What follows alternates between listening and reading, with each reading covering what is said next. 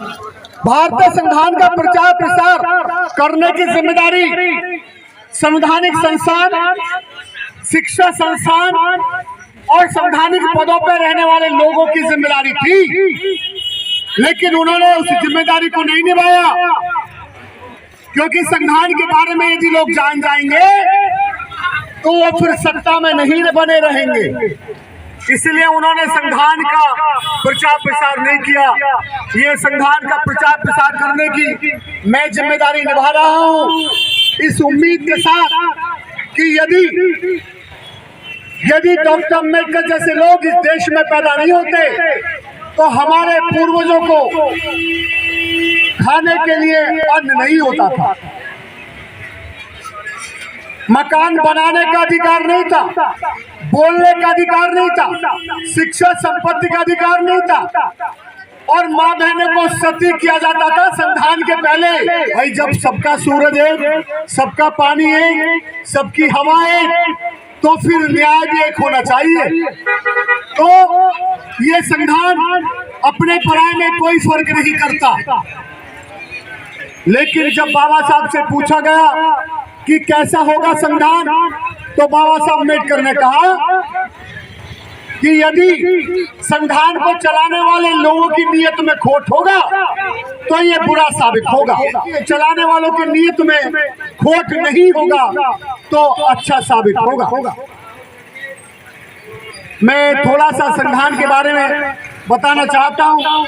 हमारे संविधान के उद्देश्य में लिखा है, हम भारत के लोग भारत को एक प्रभुत्व संपन्न समाजवादी पात्रनिरपेक्ष लोकतंत्रात्मक गणराज्य बनाने तथा उसके समस्त नागरिकों को सामाजिक, आर्थिक और राजनीतिक न्याय, विचार, अभिव्यक्ति, विश्वास, धर्म उपासना की स्वतंत्रता, प्रतिष्ठा, अवसर की समता प्राप्त कराने के लिए तथा उन सब में व्यक्ति की गरिमा, राष्ट्र की एकता और अखंडता सुनिश्चित कराने वाली बंधुता बढ़ाने के लिए दृढ़ संकल्पित होकर अपनी संविधान सभा में आज तारीख 26 नवंबर 1949 ईस्वी मिति मार्सी शुक्ल संवत सप्तमी 2006 विक्रमी को तद द्वारा इस संविधान को अंगीकृत, अधिनियमित और आत्मर्पित करते हैं।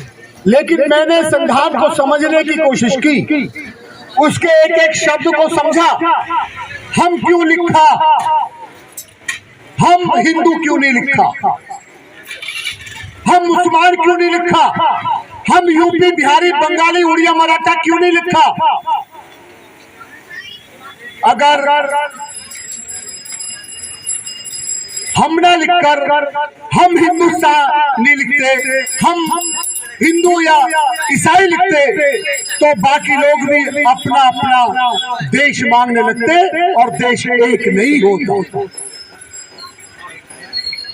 हम भारत के लोग भारत को एक प्रभुत्व यानी के भारत के हम सब मालिक बनकर भारत को धर्मनिरपेक्ष बनाएंगे, पथनिरपेक्ष बनाएंगे, यानी के किसी भी धर्म की वकालत संसद में नहीं करेंगे। ये कसम खाई थी भारतीय संविधान को जब अपने हाथ में लिया था तब। और धर्मनिरपेक्ष बनाते हुए हम लोकतंत्र लाएंगे, गणराज्य बनाएंगे। लोकतंत्र गणराज्य का मतलब है जनता की सरकार, जनता के द्वारा और जनता के लिए। लेकिन अब किसकी हो गई? अदानी और अंबानी की हो गई। जनता की सरकार है, जनता के द्वारा है और भरुओं के लिए है।